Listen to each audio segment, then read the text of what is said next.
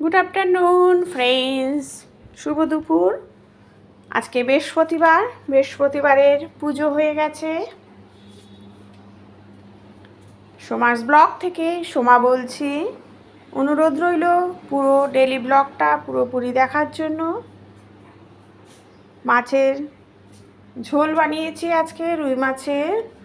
সেই মাছগুলোকে ভেজে নিচ্ছি, তারপরে ফোড়ন দিয়েছি গোটা জিরে, আদা দিলাম, তার সাথে কাঁচা লঙ্কা দিলাম ফোড়নে। দেওয়ার পর আলু কেটেছি লম্বা লম্বা করে, আর আলুর মধ্যে ঝিরিঝিরি করে একটা পেঁয়াজ কেটে নিয়েছি, হাফ পেঁয়াজ। সেটাকে ভালো করে ভেজে নিলাম। এভাবে যদি রান্না করো চটপট রান্নাও হয়ে যায়, কেননা এক এক সময় আমাদের কিন্তু খুব বিজি থাকি আমরা।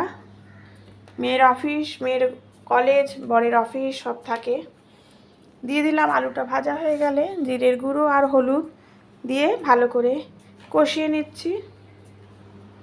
দেখো কতটা কম তেলে আমি রান্না করি, কোনো অসুবিধা হয় না। এইভাবে যদি তোমরা রান্না করো, কম তেলে কিন্তু এক এক সময় রান্না করতে হয়, কেননা রেগুলার আমরা খাচ্ছি। তার ফলে আমাদের একটু একটু করে বেশি তেল কিন্তু খাওয়া ভালো না। একটু একটু করে অনেক তেলই ঢুকে যায় শরীরে।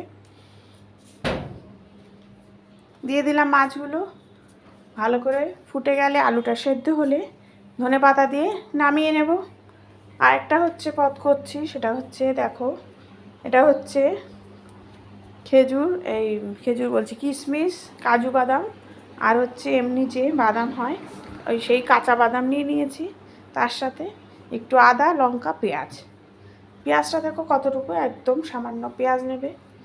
নিয়ে এটার একটা পেস্ট বানাবো। কাজু বাদাম, এমনি বাদাম আর কিশমিশ অল্প অল্প করে নেবে।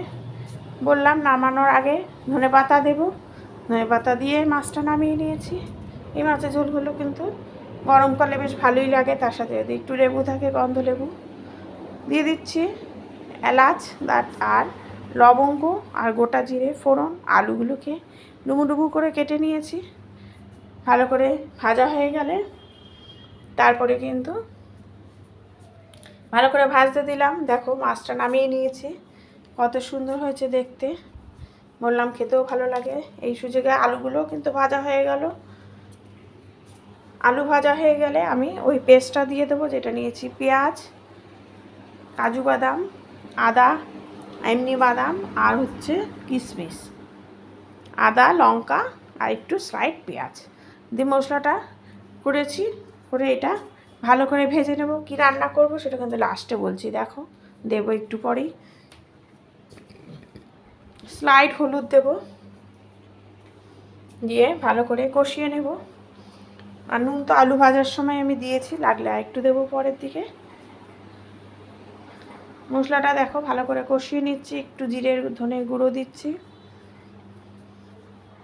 স্লাইড দেবে একদম পরিমাণ মতো দেবে, যেরকম আমার হয়েছে এটা একদমই অল্প, সেই জন্য দুইজনের আন্দাজে, সেই জন্য সেই অল্প অল্প করেই দিচ্ছি। দিয়ে দেখো মশলাটা কিন্তু খুব ভালো মতো কষানো হয়ে গেল। একটু চিনি দিলাম, দিয়ে এরপরে দেখো কি রান্না হচ্ছে সেটা দেবো। এবার দিচ্ছি হচ্ছে পনিরটা আমি কিন্তু ভাজিনি, এই সময় মশলার সাথে কষিয়ে নেব। মশলাটার সাথে পনিরটা ভালো মতো কষে গেলে তারপরে স্লাইড জল দেব। নামানোর আগে একটু ঘি। রেডি হয়ে গেল। আর বাদাম খেতে অনেকেই ভালোবাসে না, যেমন আমার মেয়ের কথাই বলছি, কিশমিশ, বাদাম এসব না একদম খেতে ভালোবাসে না। একটু শুকনো লঙ্কার গুঁড়ো দেবে, এতে কালারটা ভালো আসবে। আর যেটা বলছিলাম, আমার মেয়ে অনেক সময় খেতে ভালোবাসে না কিশমিশ, কাজু, এগুলো না একদম খেতে ভালোবাসে না, বাদাম। তো সেই জন্য আমি এরকম পেস্ট করে যদি রান্নায় দিই, শরীরেও ঢোকে।